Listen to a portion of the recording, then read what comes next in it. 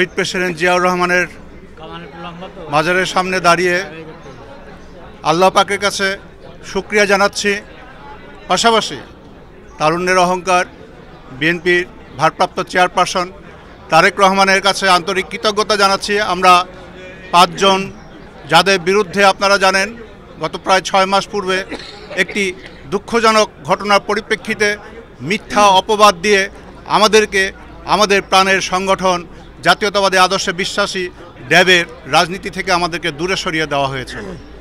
আজ 6 মাস পরে সঠিক তদন্তের মাধ্যমে ভারপ্রাপ্ত চেয়ারপারসন তারেক রহমানের নির্দেশনা অনুযায়ী আমাদের উপর থেকে সেই নিষেধাজ্ঞা প্রত্যাহার করে আমাদেরকে পুনরায় আমাদের প্রাণের সংগঠনে ফিরিয়ে আনা হয়েছে।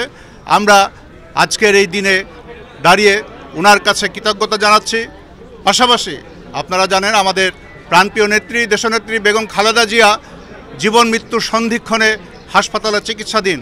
আমরা আজকের এই দিনে পরম করুণাময়ের কাছে আকুল প্রার্থনা জানাচ্ছি উনি যেন আমাদের দেশনেত্রীকে সুস্থ করে আমাদের মাঝে ফিরিয়ে দেন, আমরা যেন ওনাকে নিয়ে আমরা সামনের দিনগুলোতে আমাদের রাজনীতি চালিয়ে যেতে পারি।